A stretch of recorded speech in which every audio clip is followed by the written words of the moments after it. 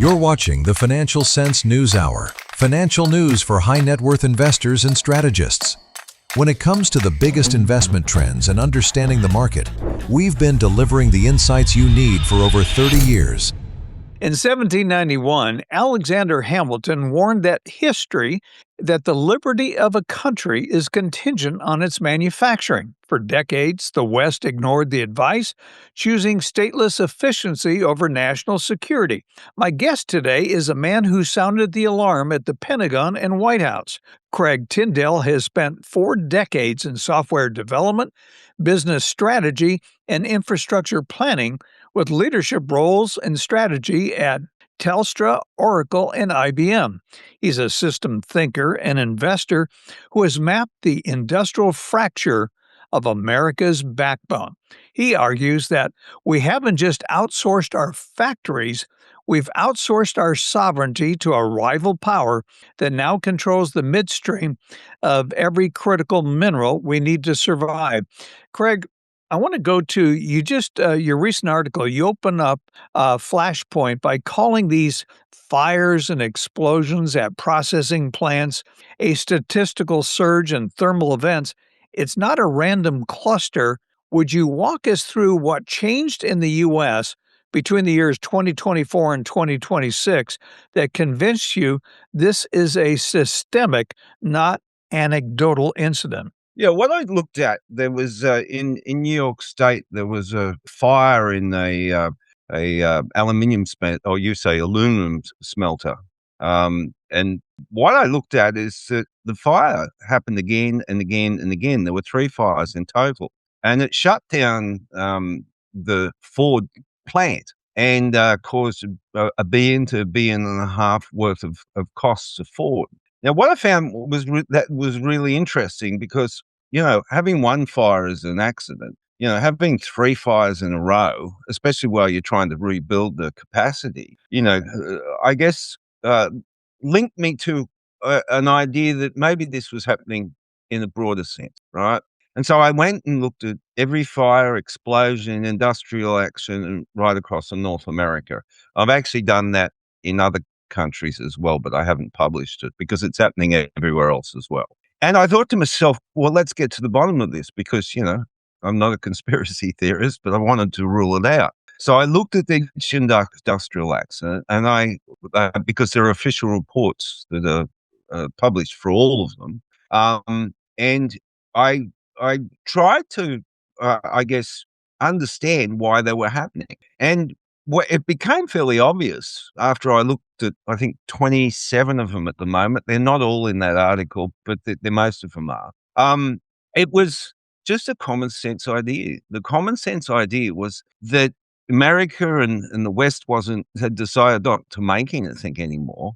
And so their industrial infrastructure from a human asset point of view, and also, a physical point of view, had deteriorated. It had rusted. It had fallen apart. It had not been maintained very well.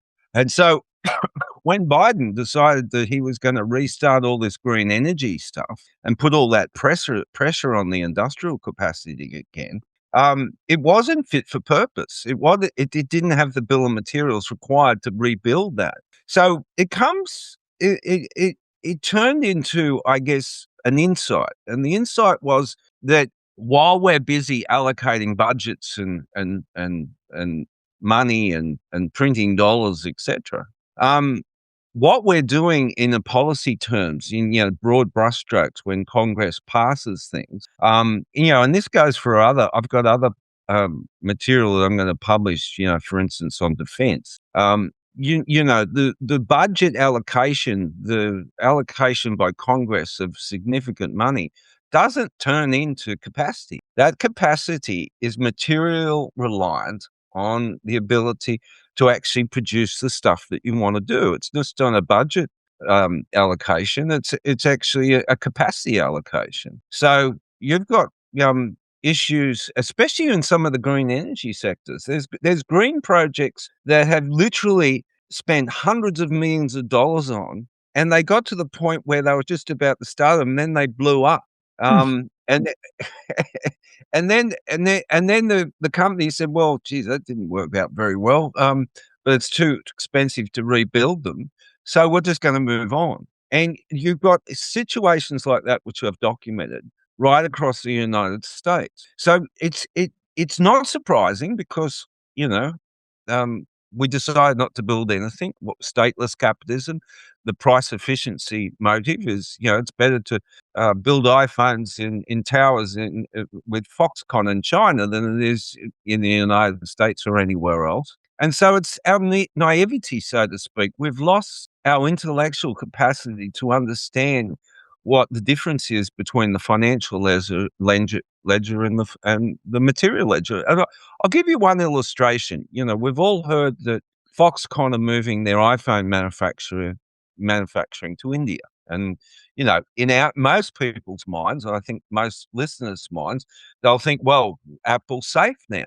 Now, if you look at the material capacity of India, guess who they rely on for rare earths that build those iPhones? China.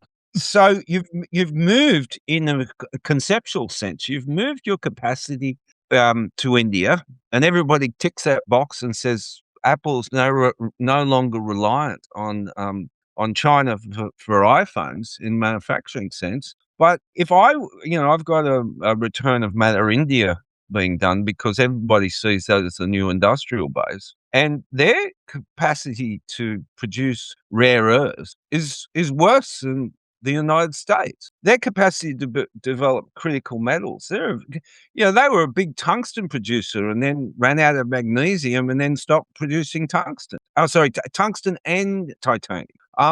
So their capacity is being diminished too, and it's all about what they call unrestricted warfare. I don't know if you've read that book, but in 1999, two Chinese generals wrote, I guess, a manual for the new warfare of the 21st century. It's called Unrestricted Warfare. And what it basically means is that any field of warfare can be incorporated to beat your adversary. So financial markets, material markets, where I guess conditioned to see warfare as kinetic, as people storming, in our movies, we're conditioned to see them storming machine gun nests and doing brave things, jumping out of planes and doing all those kind of things. And warfare, as explained to us, like we can't say they didn't tell us, as explained to us, includes materials markets. If they can use state capitalism, and we equate state capitalism with communism, but Hamilton was the inventor of state capitalism, and you go back further, Napoleon, with his idea as well. We're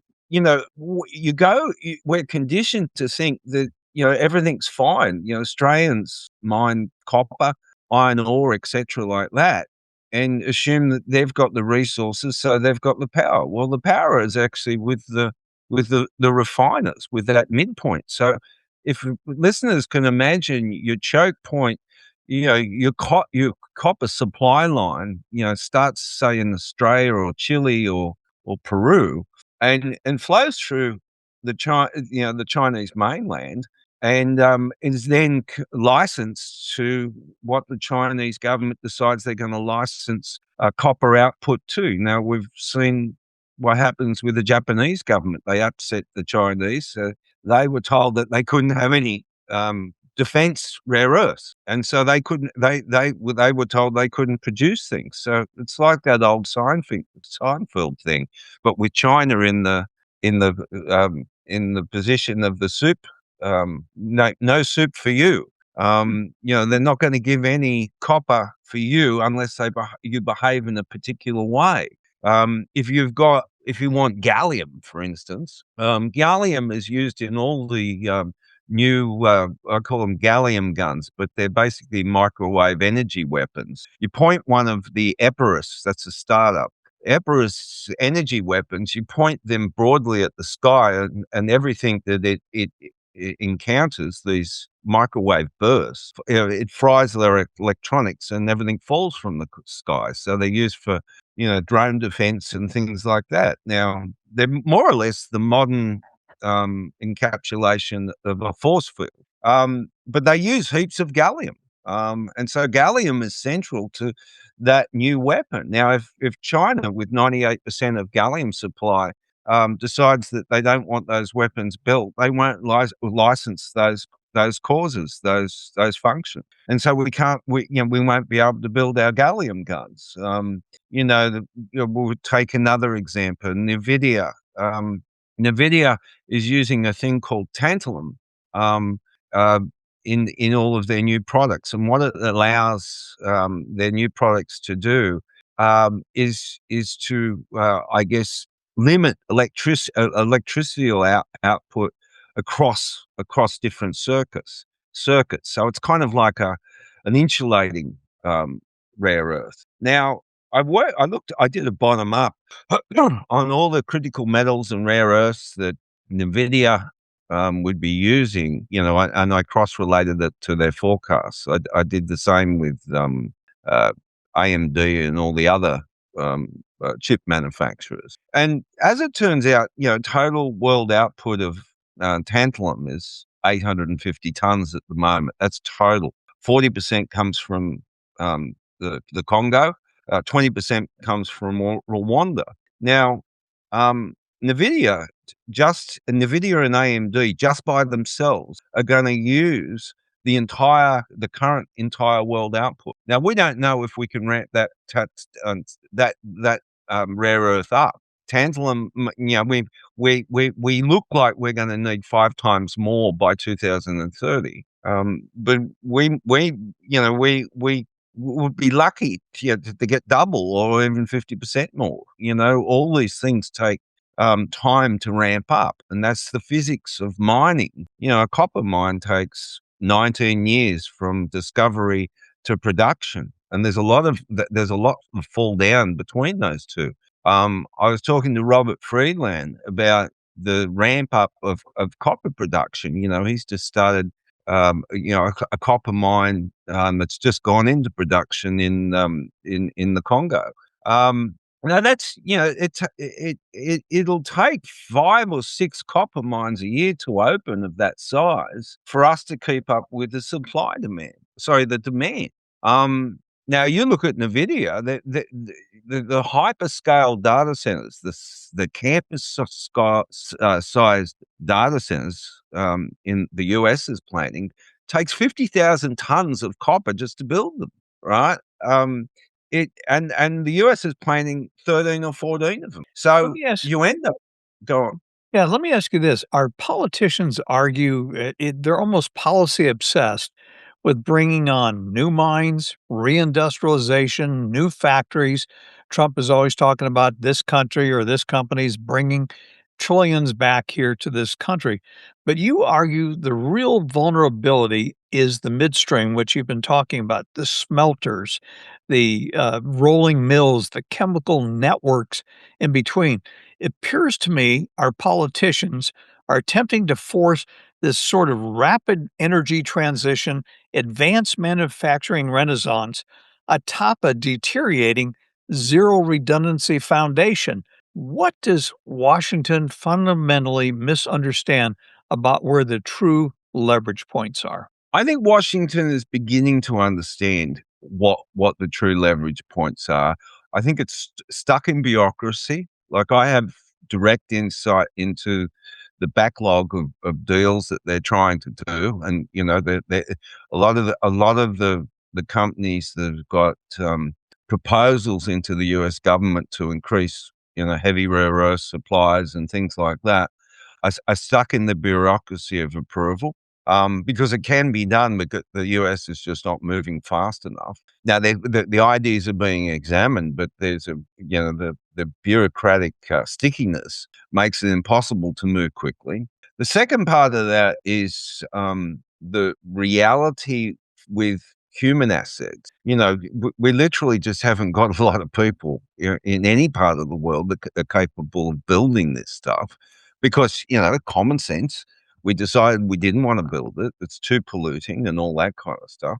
The financial case, the other stickiness is the financial capability. Our weighted average cost of capital in the West is, plus ESG means that they have to get plus 15 to 20% return. The Chinese state, which uses state capitalism, basically finance everything. It's a cost of doing business. It's like electricity. They build what they need to build to be competitive. And we've got this idea of free market capitalism that doesn't factor in arrival.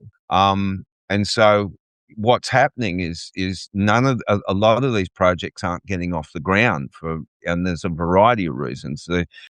Glencore, for instance, I'll give you an example, decided they wanted to build a copper smelter in Canada. The Canadian government decided, well, we need 99% of the sulfur taken out of the emissions. And they wanted 100% of the arsenic taken out of the emissions. Now, the way to do that is you blow water at high pressure across the exhaust, and it falls into tanks, and then you solidify it, right? So you put it into blocks, and then you can bury it safely because it won't leak. And so there are ways of doing this, but Glencore worked out that the ESG cost of the project would be 7 or 8% alone, right? Now, in the Chinese model, Canada would have absorbed that, right? Because they would have realized that they need copper smelters. In the free market model that we have, that's you've got to make a profit. So we'll just forego having a copper smelter. Now, on top of that, you've got what I call unrestricted warfare. Is the Chinese copper smelters have expanded capacity and are offering a bounty to Chilean and Peruvian copper mines to smelt their copper there. So they're actually offering a reward, a bonus if the stuff's sent to them. They're doing it at a loss on purpose. Now, when you look very closely at the South Korean copper refineries, they can't cope. They need a return of $50 to $75 a ton. The Chinese are doing it, paying $100 a ton to do it. So through monopoly practices or state capitalism practices, they're capturing it. Now, if you go back on rare earths and all the other refining areas, all of these, I can give you examples of all of these sectors being targeted at different stages. So none of our industrial innovation can get off the ground because even the ones that the United States have funded, right? Like I know I've got a list of everything, all the funding that the DOD, or what they call it now, DOW, and the DOE have funded. It's billions of dollars. All of these companies are being targeted by short sellers, right? So you have $150 million go into the into the project, and then the company, because it's a listed company and small, gets targeted with short sellers. And you've got to ask the question, well, where are these short sellers coming from? So you've got a completely systemic unrestricted warfare base that we haven't recognized. I don't mean it in a detrimental way, but it's a parasitic force that's inside our system, and we're naive to it. So we walk along and carry the parasites, and they're gradually draining the West of its capability to respond. Eventually, we end up in vassalage. We end up in a situation where we can't respond because they have control of everything. And it gets really interesting when you start to look at reserve currency and those types of factors. Let's talk about, you describe chlorine, ammonia, and sulfuric acid as kind of like an invisible background for virtually every critical mineral. If we were treated these reagents like a naval choke point or a critical strait like the Hormuz, what would a serious national security doctrine for Washington actually look like? Because I don't think we have one. Well, it looked like you have to produce your own reagents and chemicals. It's just like we conceptually separate them because one's a gas, one's a chemical, one's a metal, But when I was in COVID, I had a supercar for a little while, and it was very naive of me because I lost a titanium bolt off the steering rack, right? And the car was in perfect condition. It was all polished up, but that titanium bolt meant that I couldn't drive it. Right. So if you are missing any of these components, it's like my car. You can't drive it, and you have to wait and you can get that component. So a lot of people look at, I guess, neoclassical price theory and say, well, if one material becomes restrained, we'll go to a different metal. And the favorite one of everybody is, well, if we haven't got enough copper, we'll go to aluminium. Every one of them's covered. Like, this is a very this is a very complete strategy by the Chinese. They've got all our alternatives covered as well, all the chemicals covered. So, going back to your question, what does it look like? We have to start being self-reliant right across the West on everything. All the sulfuric acid. Sulfuric acid is a critical input into copper mining and copper refining. You literally can't refine copper without it. Yet the US has some sulfuric acid. Helium's another one. You can't make these microchips in Taiwan without helium. That undermines the case to be able to build these NVIDIA chips and these AI things that we imagine them as things in the cloud, but they're huge in metabolic industrial systems. Akin to any time of industrialization we've ever come across, and we believe that we can build these things. Just by saying, well, here's $100 billion or $600 billion, let's build them. We've already got NVIDIA chips on in inventory and not being deployed because we can't provide electricity. I'll give you one example.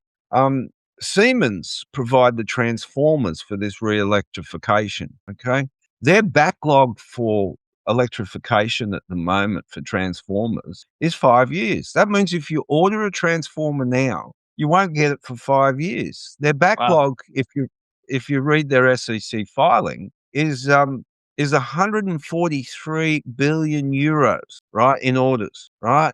Yet we think we're going to magically build this re-electrification and multiply the electricity through our system unrestrained, and we simply haven't got it. We're going to, near the end of this year is my prediction, or near the end of 2027, in that 12-month time frame, everyone's going to realize that we haven't enough electricity and we can't build. And then all of these AI stories of Dario replacing humanity, in labor and all that kind of are fanciful. Because he literally won't be able to build the systems that he claims he's going to build. Like the new AI chips from NVIDIA and AMD will have nowhere to go.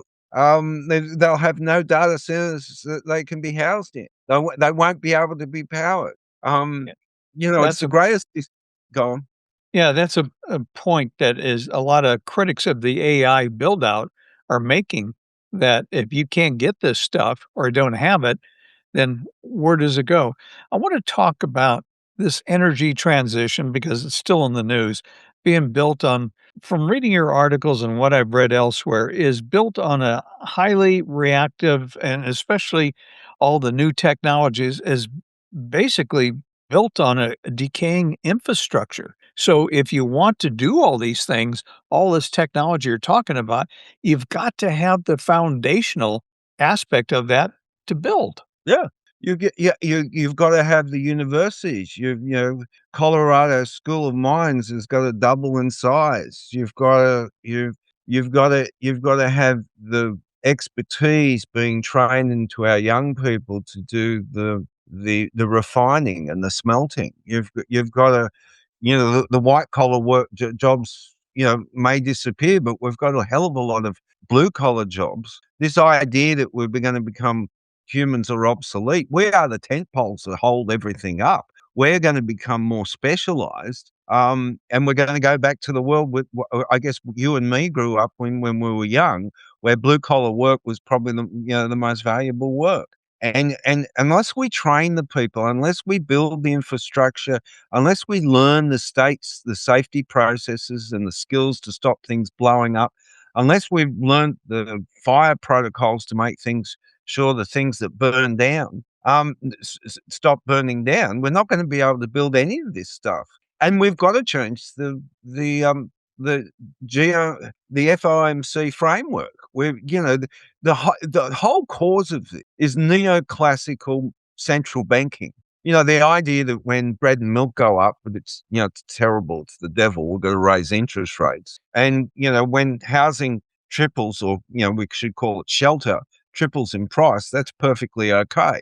And through, the Bernankeization of our monetary policy, he said, if we use debt to raise the asset price, the wealth effect would allow people to consume things.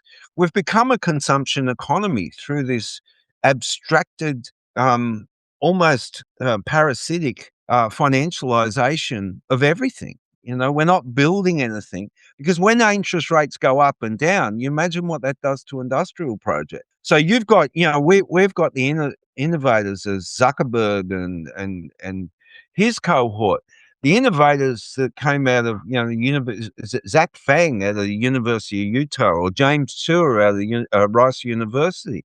These are the innovators. These are the people that are inventing new ways of doing things in the industrial system, and they haven't been able to get anything financed for 25 years. And we call innovation the farming of people's attention, right? And the old story, we don't need to do all that dirty stuff anymore. The Canadian example about arsenic and all that kind of stuff. Let's send all the dirty stuff overseas, right? Because we apparently live on a different planet to them. And so, that'll save all the CO2.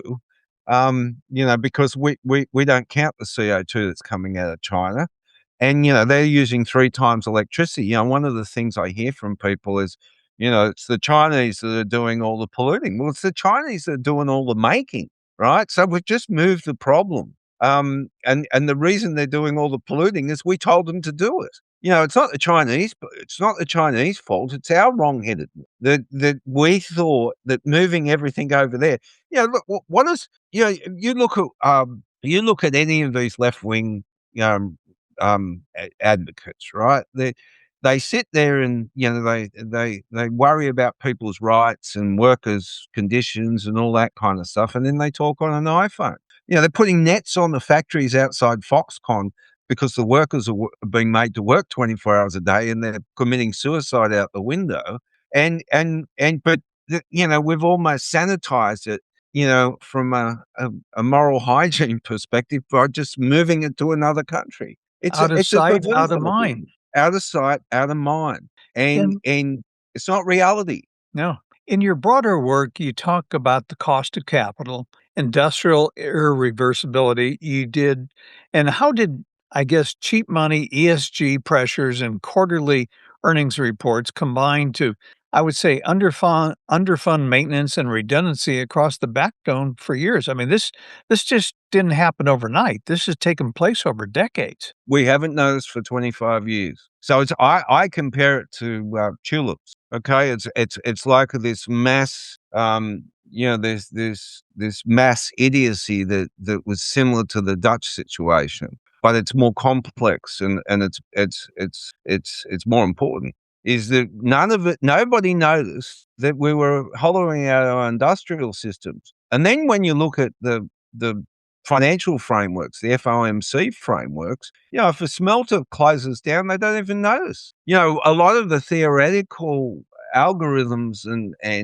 theorems that are used by the FOMC simply don't even, Euler's theorem, for instance, it posits that if and I'll simplify it, but it posits that if a smelter closes down, then demand, if it's there, will reopen it magically, right? And so it's being and when a smelter closes down, the people disperse. They're like ants. They go off and do their other things, if they haven't got a job, they can't. They haven't got. They lose those skills. They go off and serve coffee to each other and do those kinds of. And so what happens is the theorems of the FOMC says that they'll just magically restart at some stage if they're needed. And so their monitoring framework hasn't noticed. The formal monitoring framework of the Federal Reserve hasn't noticed the de-industrialization. And I can prove that because none of the models include industrialization, because they've assumed that price is more efficient, and this is where I have my arguments with all the people who advocate towards one system of economics. And I don't care if it's Austrian or neoclassical or Keynesian or whatever. Even the sound money people, I can get happy to debate them as well. Fiscal, I don't discount fiscal responsibility because it's hugely important. It's another one of our delusions that we don't do it. But the second part of that is if you haven't got material security, as per Alexander Hamilton, if you're still going on price theory, it doesn't matter if you've got a gold standard or a fiat standard, you're still going to hollow out your economy. You've got to make things. It's not, it's not just the basis. You've got to have sound money as the basis. I'm a sound money believer, by the way, but you've got to also have the additional fortitude to build things and to ensure, like Alexander Hamilton said, ensure that the capacity of your state can provide the things it needs. Otherwise, as Hamilton said, your liberty and freedom is just an idea. It can't be resolved against no foundations. It has to have a foundation of independence. And so we lost that founding father wisdom. I want to talk about something, and this is very emblematic of all of this, about the U.S. magnesium facility in Utah. It was bought out of bankruptcy for ESG reasons as a kind of a case study in self-inflicted fragility. What does that episode tell us about the gap between these ESG narratives and the physical world's security? Well, magnesium is critical for titanium production. It's absolutely critical. There's a great example in India where they were producing titanium and they ran out of magnesium, so they had to stop. Okay, and so America apparently wants to restart titanium production. And then U.S. magnesium goes bankrupt because it's being targeted by the Chinese, by the way. And they had on the Salt Lake, in the Salt Lake somewhere. They had a production factory that was hugely pollutive. There's no argument there. So as soon as they went bankrupt, the facility was bought for $30 million by I think it was Utah, the state of Utah, and it was retired. Now, okay, I can see competing narratives there. The ESG fact is it's probably one of America's highest polluting plants. But without magnesium, you may not be able to look after yourself as a country. So the ESG narrative won, and so you're not going to pollute, but you can't make titanium. 25% of an F-35 is titanium. So the inference is we'd rather have a non-polluted lake than a secure country. And it goes on and on and on and on.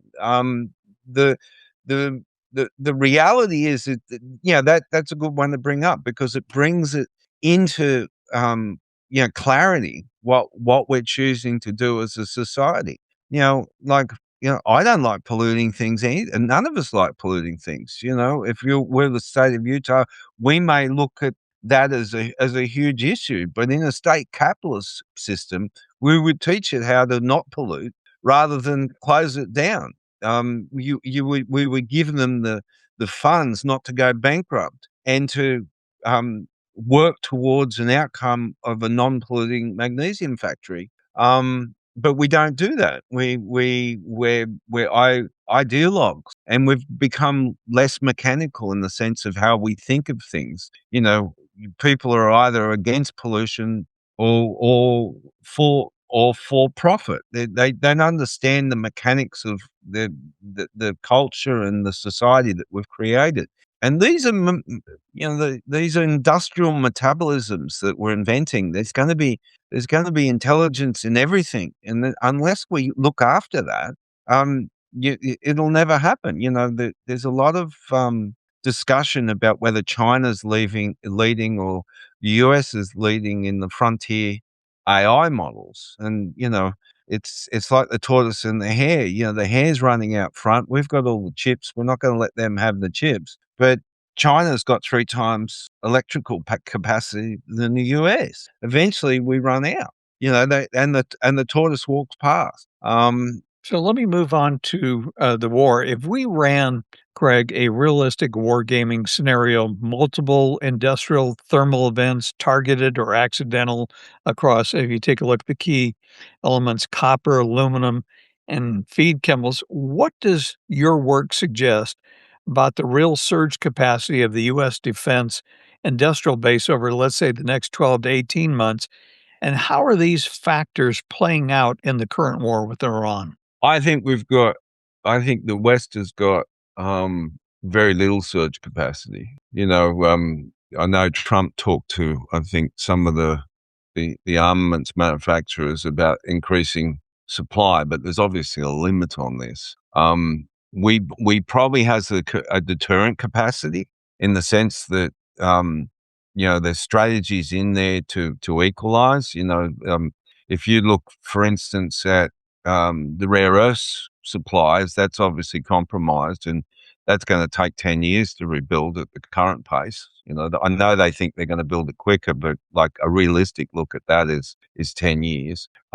We've certainly got a lot of innovation coming through in the capacity to rebuild and create these things, but they're just going to take time to put in place. And that's my theory about why we've gone to Venezuela and Iran, is that, one choke, I compare it to conjoined twins trying to choke each other. You got one choke point being rare earths and critical metals, and we'll give that to the Chinese, and the other choke point is energy, oil. The Chinese are dependent on the Straits of Hormuz, and Venezuela before that was taken over. And so I think that's been a way of offsetting, because we've got a hierarchy of intel here. What Jim and Craig understand to be the state of the world, and what Trump and Xi Jinping understand to be the state of the world, are obviously pretty different. So in our hierarchy, we look at things and go, okay, how's this working? I think, it wouldn't be surprising to see that Trump had intel that China was going to move on Taiwan, and so Venezuela became urgent, and so did Iran become urgent, and now he's sitting off the Straits of Hormuz. His latest announcement was that, okay, if nobody wants to open the Straits of Hormuz, we won't open them, right?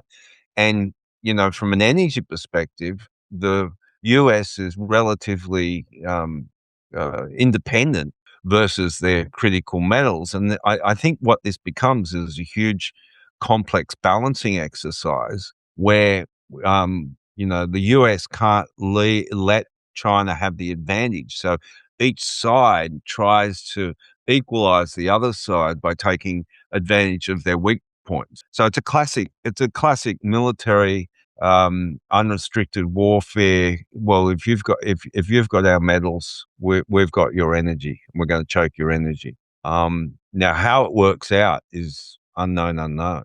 How does the U.S. approach to maintenance, redundancy, and safety in critical midstream assets, for example, compare with what you see in China or other major competitors? Are we making the same mistakes, or have they quietly built more slack into their system? They've built massive infrastructure to do this, and they're also ahead of us on innovation, arguably. So, they've seen the advantage of this. They've worked out how to game this. So, they've built massive new copper refining capacity. We're hardly building anything. So you've got a situation where they're playing 3D chess and we're playing checkers, right? And we're waking up. but we're waking up very, very slowly. And we may need to do like Hormuz. We may need to do more dramatic things in order to equalize that, so the advantage doesn't fall too far the other way. Because that is a soft point for the Chinese, but we're almost nothing compared to them. They're training thousands of engineers in these types of capacities. If you were sitting in front of a board or CIOs who own a lot of the equity and debt tied to these assets, what specific metrics or factors would you tell them to monitor that they almost certainly are not looking at today? Um, I was actually doing this with a $3 trillion fund a couple of days ago, right? I'll So be darned. to their executive team, because they reached out and they wanted a kind of read on this. I think there's going to be a rotation. We've talked, I guess, about the investment themes that have been the last 10 or 15, 20 years. And I think that there's going to be a rotation, obviously, into industrials. That's where I told them to head. It'll be like Niagara Falls through the eye of a needle, because a lot of this reindustrialization is limited by human skills and capacities. And you can't really reindustrialize anywhere else, because in that India example, sure they can build iPhones in India, but that doesn't matter if they haven't got the rare earths. Siemens can't create, or Hitachi or even GE can't build these transformers. And so you got to get your capital out of areas with low resilience. Electrification's all well and good, but it takes you 5 years to get a gas turbine now, because they're all taken. Hmm. So your industrial capacity to expand, you may think, well, electrification is a great place to invest. But if their capacity is hit a ceiling, their ability to produce more revenue, produce more profits, etc., is going to be limited just by the fact that they can't get the rare earths and the heavy metals and all the things and the chemicals that they need to build. So I see a huge slowdown coming. I think physical assets, I think Sprott was the harbinger of everybody. He started collecting real physical gold and silver. Now he's collecting uranium, and I wouldn't be surprised if he goes and collects everything else. I think it's hard assets that we need to focus on. We also have to look at our own resilience personally. We can't be guaranteed that the fertilizer inputs. Let's just take one example. There's a potential 25% drop in fertilizer availability because of Hormuz. That could exponentially increase the food insecurity of half the world. Iran could easily stop production. This is a multipolar world, and a lot of people wanted the multipolar world, and I thought to myself, well, geez, you don't know what you're asking for, because in the unipolar world, the US, I guess, guaranteed some level of stability, whether you agreed with their politics or not, or whether their actions were wrong or ill-founded. They did create a level of stability. Now we're going into a multipolar world, where anything, as Rumsfeld used to say, we've got the known unknowns and the unknown unknowns, and the unknown unknowns are multiplying. And so anybody, this idea, we've gone from an era where everyone wants to make a prediction about what's going to happen next, and everybody, I guess, holds that ability to predict things, in kind of an egotistical level. And we're going into an era where it's hard to predict everything. It's hard to extrapolate everything. Because it's by necessity chaotic. Russian oil. Everyone was going to put sanctions on that.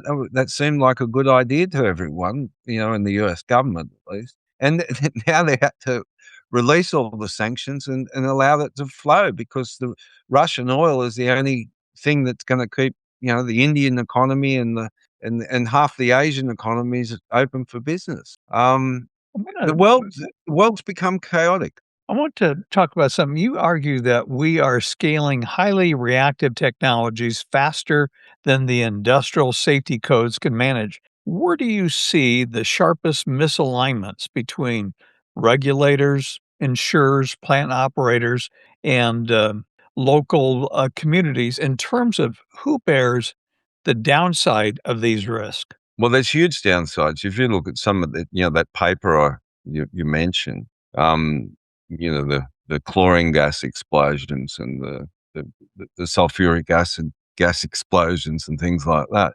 At the community level, they're massive. They're massive risks. There was one plant that was releasing 10 tons of lead into the atmosphere per year.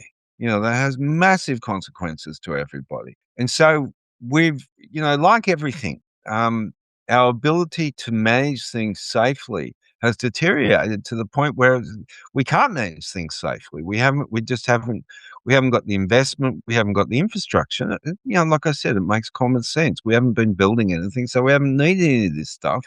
And now all of a sudden we've woken up and we need this stuff. So we haven't got the right processes, procedures. Some of these explosions literally happened because they forgot to turn off the valve before they connected another apparatus. Like it was just silly mistakes, and when you read the investigative reports, it was just bad process management. And so we're not good at these kind of things because we've never done it at scale. It's like, we used to talk about the third world and the third world developing and all that kind of stuff.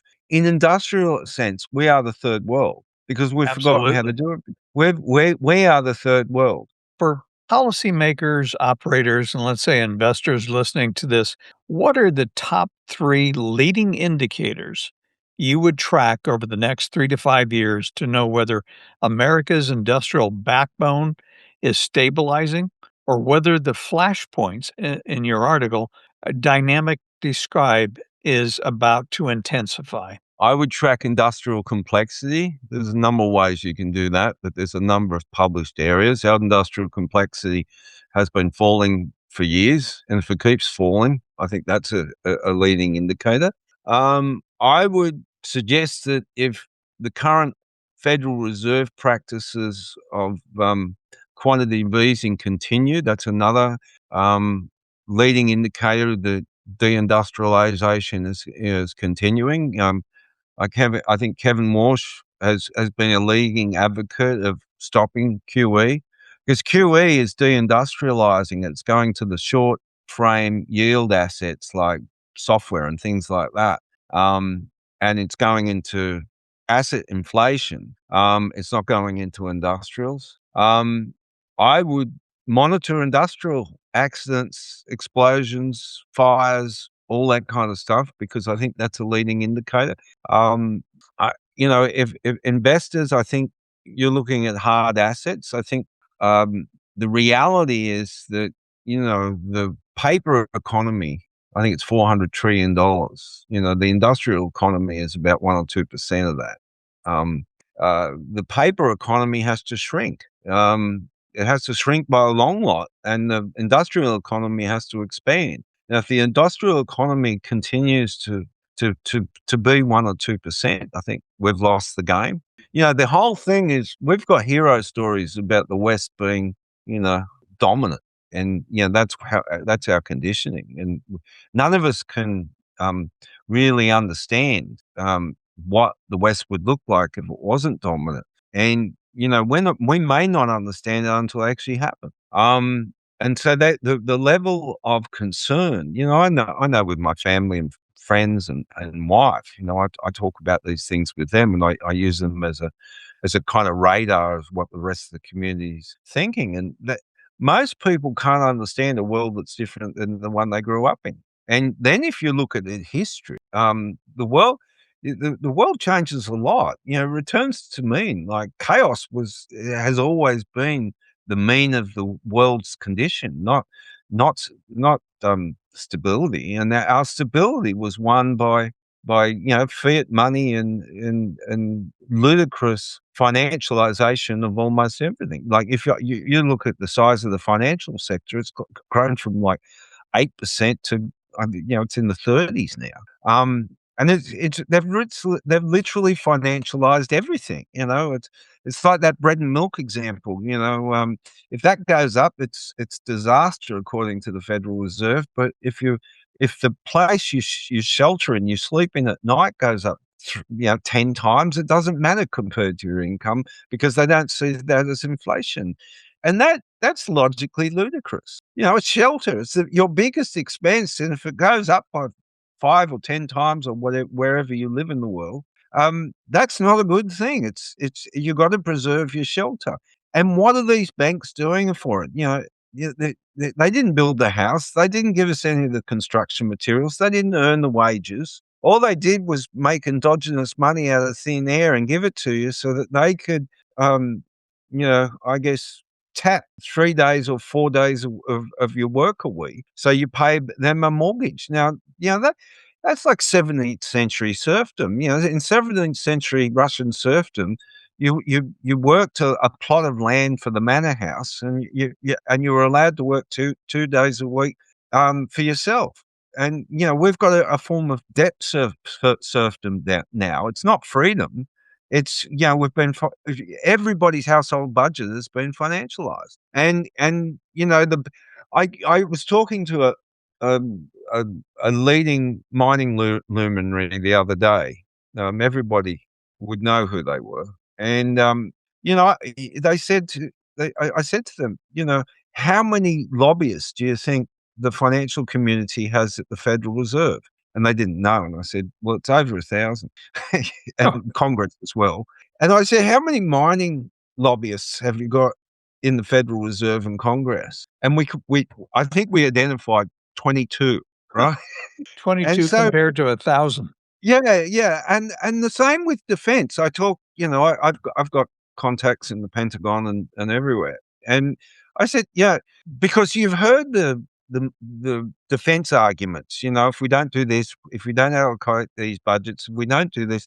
But do they go to the Federal Reserve? Do they go to Congress and talk about monetary policy? Do they point out that the defense assets are falling apart and they're not affordable? So you've got the financial community. What I'm trying to say is you've got the financial community with too much say in our democracy, and they've conditioned us to think that they're independent, purveyors of a stable financial system, right? They're outside of democracy. They're above democracy. What a ludicrous situation. How can they be above democracy when they're financializing everything and they're really just transitioning our wages, our weekly wages, into their financial assets for no value? They're not creating any wealth. They're just money. They're just creating more financial, they're more financial assets. It's just paper on paper. What really amazed me, we went to CES, the Consumer Electronics Show, in January. I think 28% of the exhibitors were U.S. Over 50% came from Asia, with China alone accounting for 30 to 35%. It was really kind of a wake-up call because you think of the U.S. as this advanced technological and industrial society, but the companies that were exhibiting, they were making stuff, and there were fewer U.S. companies there. Oh, it's our conditioning that tells us that. In Australia, we're even worse than the US. In India, it's even worse. Like they can construct an iPhone, they can't make any of the parts. They're just assembling. The reality is the whole world is being deindustrialized at the behest of the price theory of efficiency. We're working a form of stateless capitalism. Our history is Hamiltonian. It's even like Eisenhower. everyone reads his military industrial complex and goes, "Oh, that can't be allowed." Nobody reads Eisenhower's other stuff. He was a logistics general of genius. Patton did all his fighting and all the other generals, but he won the World War II with his logistics management, and he said to us exactly the same as Hamilton. You've got to keep your production. You've got to keep your capacity to build because you're underwater. It's just common sense from his point of view. He ran a war. If we ever have to run a war again, we have to preserve that. And we lost all that. You read all these books, they're genius books. Robert Menzies, our Australian wartime prime minister, said exactly the same thing. You look through his 1960 speeches. He said, we've got to increase capacity. It wasn't just something Hamilton said. It said that the state has to ensure the security of its nation, and the only way it can do it is by building the capacity to build, to create the capacity to build things, so that we can remain free. And we've forgotten all that stuff. Churchill lost his election just after the World War II as well.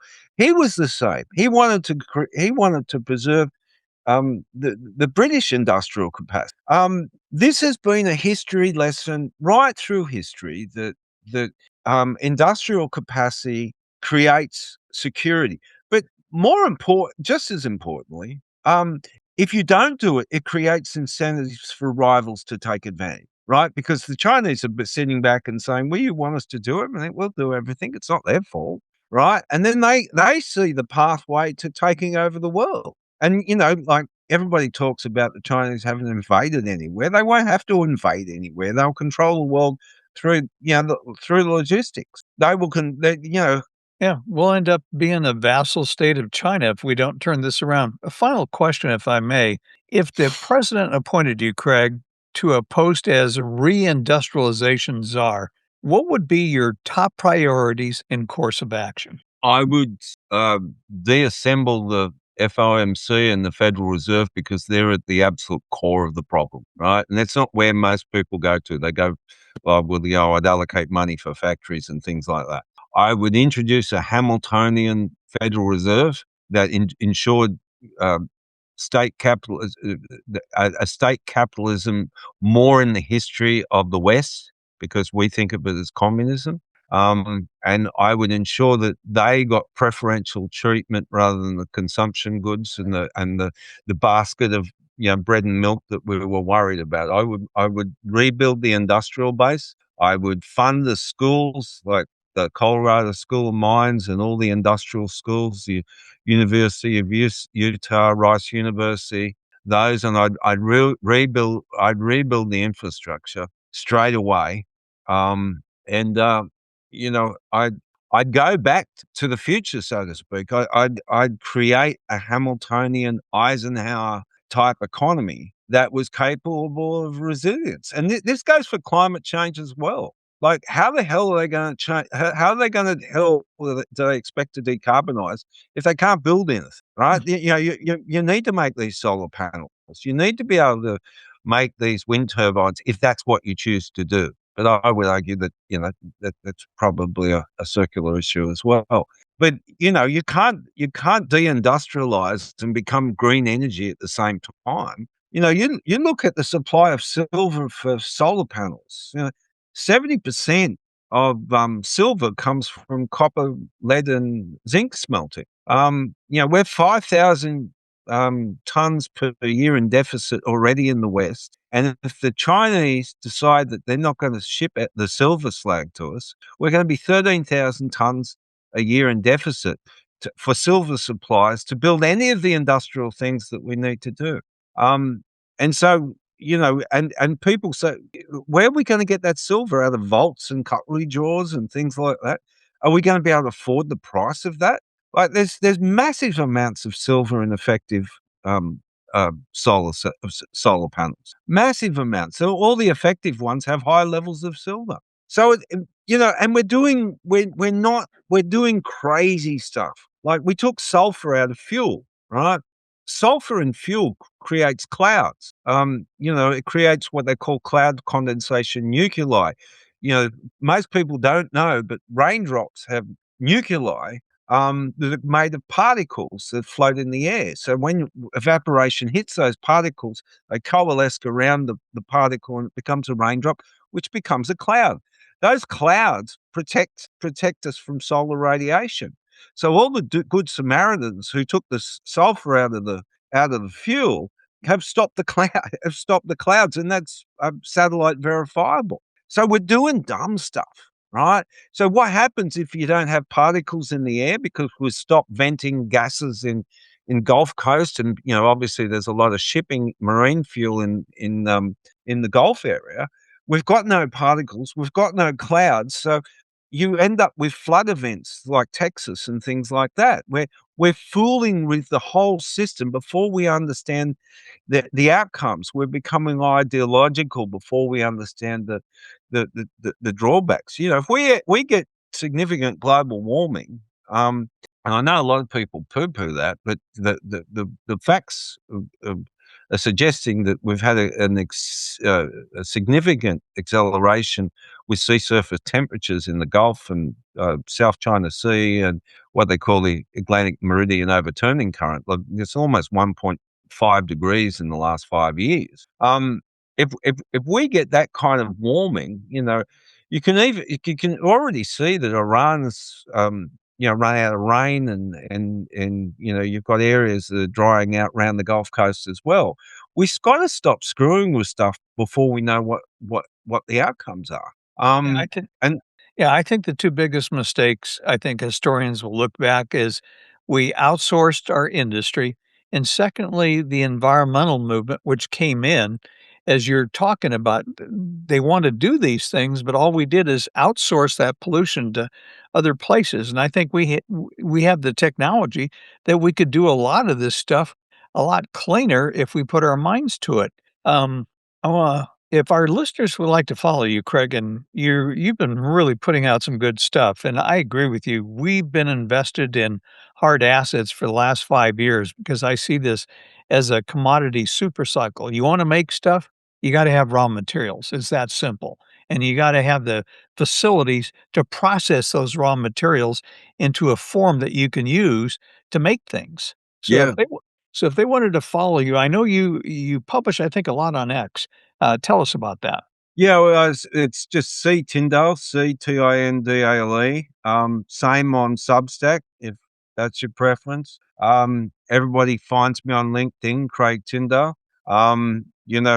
Depending on what platform you like, I'm happy with all three because I publish on them. I probably publish a little bit more on X because they're just thoughts that come into my head go on there as well as my essays as well. So probably the best one to follow, and you get a bit more discussion out of me on X. But please forward my work to everybody because my whole idea is let's get rid of ideology. Let's get hard and mechanical on our view of things. Let's go back to first principles and understand what we're doing, rather than we've got everybody in ideological camps at the moment. Let's stop that. Let's just start looking at things through a mechanical lens and understand what we're doing, because that's the major mistake that's happening. Is we get environmentalists, or we get the right wingers or the left wingers. We need to draw together and agree on what's happening. And if you apply a mechanical lens to it, you can see what's happening. Well, we're going to publish links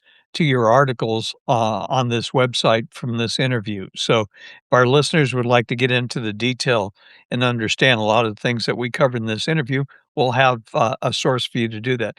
Greg, I want to tell you, it's been a great pleasure having you on the program. Thank you. You do great work. I've been watching you for 25 years or something like that. I'm not sure what it is. It's early 2000s. One